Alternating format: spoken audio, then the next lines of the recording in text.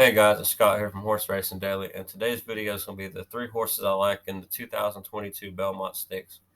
And before I begin, I want to apologize. It's been a couple weeks since I made a video, and it hadn't been because I haven't wanted to. I've just been kind of waiting on the Belmont field to take shape. I was going to do a video over on the Santa Anita race day on Monday. That was some good graded stakes races, but I was out of town and just kind of let it go.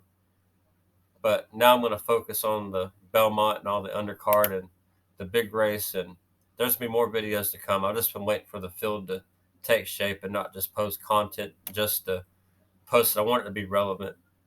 So now that we kind of have a good idea of how the field's coming together, you're going to see a lot more videos between now and then. But the first horse I like is going to be Mo Donegal. And to me, is almost the only horse I like in the Belmont Stakes. Like, every once in a while a horse just comes along that you feel like is a surefire winner. And for me, Mo Donegal just feels like that surefire winner. Now it's his time. If he doesn't get this done, it's on him and his connections. And Pletcher has a history of doing really good in the Belmont. He's got the angle going for him. Pletcher loves the Kentucky Derby straight to Belmont angle. That's typically how he gets his best horses to fire. Uh, Mo Donegal's already beat the Preakness winner early voting, and if early voting was in this race, you would probably make a case that early voting would be the favorite or second choice, behind Mo Donegal. So I just can't see any other horses in this field that are on Mo Donegal's level right now. Maybe the second horse I talk about could give him a stiff challenge, but nonetheless, this is Mo Donegal's race to lose, and I would honestly be shocked to see him lose the Belmont. But he's my number one, and I wanted to get three contenders. So the second one will be We the People. He's won 3 out of 4 races. His first try in States Company in the Arkansas Derby just really wasn't his race, and then they wheeled him back in the Peter Pan, and he looked much better over the Belmont surface. The pace did go his own way, and it was a sloppy track. So if you want to find some kinks in his win, that'd be where you could go. But nonetheless, he's going to run close to the lead. And depending on how the pace, because he could have set just off of it or he could control the pace. But he's not one of those need the lead type. He could easily sit up there and, be 2 or 3 lengths off the pace. So I'm not worried about that. I think he's got the tactical speed. He's got Tappet, as part of the second generation in his bloodline, and that's going to help him get the distance. So I'm not really worried about him being able to get the distance, and I think he's logical in this spot. He's got a win over the surface. His running style fits good for how horses like to run in the Belmont. So I like him a lot for second choice. And third choice was kind of really hard to decide because I just feel like it's between Mo Donegal and We the People, and I thought everybody else was be a little stretched to win.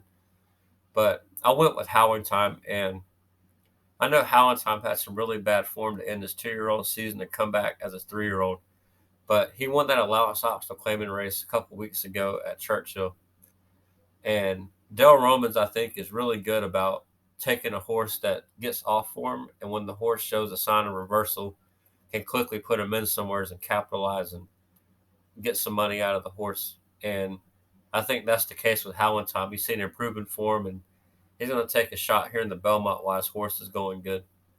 And I know all his wins came over the Churchill down surface. So you do have to keep that in mind. This is not, Churchill. Maybe later on in the year, if you see Howling Time run at Churchill, that might be where you want to put your money on the horse. But nonetheless, I had to pick a third horse. That is kind of like the Del Romans angle of being good about capitalizing on horses that go into good form all of a sudden. So that's why I went with him. But I'd be really shocked to see Mo Donegal or We the People lose the race. Like, I think it comes down to one of them two. If that's not just your cold hard exacta between them two. But nonetheless, he's my third choice. And I know you're going to ask, well, where's Rich Strike? And I'm going to play against Rich Strike in this race. I think the Kentucky Derby is one of those, but that was your time to make money off of him.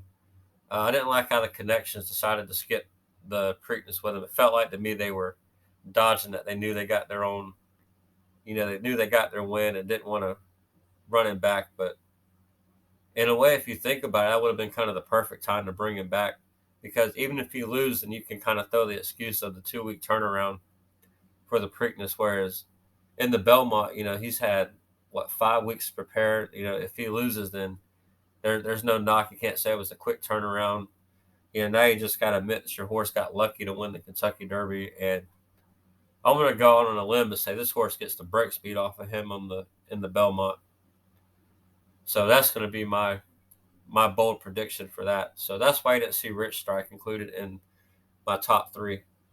But I found in the next video, I found where some of the nominations for the 8 greatest stakes races are going to take place, and I'm going to pull them up. We're going to go through and talk about some of the races. There's some really good ones like the Met Mile shaping up to be a really good race, and we're going to get into that in the next video. But thanks guys for watching. There's going to be